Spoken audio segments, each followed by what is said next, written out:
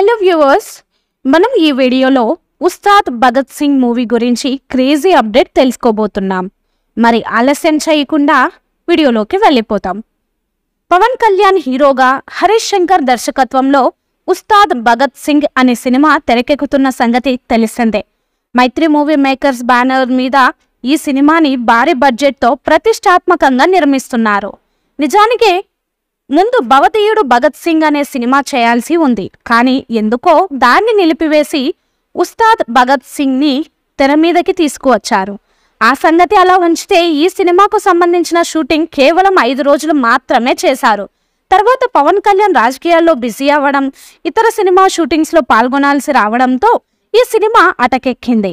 హరీష్ శంకర్ కూడా రవితేజతో సినిమా మొదలుపెట్టి ఆ సినిమాలో బిజీగా ఉన్నాడు. మరోపక్క పవన్ కళ్యాణ్ రాజకీయాలతో బిజీగా ఉన్నారు.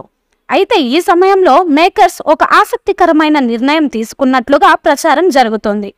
అసలు విషయం ఏంటంటే, ఈ ఉస్తాద్ భగత్ సింగ్ తమిళంలో సూపర్ హిట్ గా నిలిచిన తేరీ అనే సినిమాకి రీమేక్ గా చెబుతున్నారు. పవన్ పోలీస్ అధికారి పాత్రలో కనిపిస్తాడు కాబట్టి ప్రభుత్వం మీద కొన్ని కౌంటర్లు లాంటి డైలాగ్స్ తో కూడిన సీన్స్ షూటింగ్ ఇప్పటికే జరిగిందని తెలుస్తోంది. వాటి నుంచి పవన్ కి పొలిటికల్ గా కూడా మైలేజ్ కలిసి వచ్చే విధంగా ఒక డైలాగ్ టీజర్ కట్ చేయాలని సినిమా యూనిట్ నిర్ణయం తీసుకున్నట్లుగా తెలుస్తోంది. సరిగ్గా ఇదే మూమెంట్ లో డైలాగ్ టీజర్ వదిలితే సినిమా ఆగిపోలేదు అనే సంకేతాలు పంపడంతో పాటు పవన్ ఫ్యాన్స్ కి కాస్త జోష్ నింపేలా ఉంటుందని నిర్మాతలు భావిస్తున్నట్లు తెలుస్తోంది.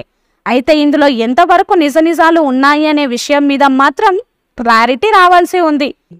ఈ మూవీపై మీ అభిప్రాయాన్ని కామెంట్ బాక్స్లో తెలియజేయండి. ఈ వీడియో మీకు నచ్చితే లైక్ చేయండి, షేర్ చేయండి, కామెంట్ చేయండి.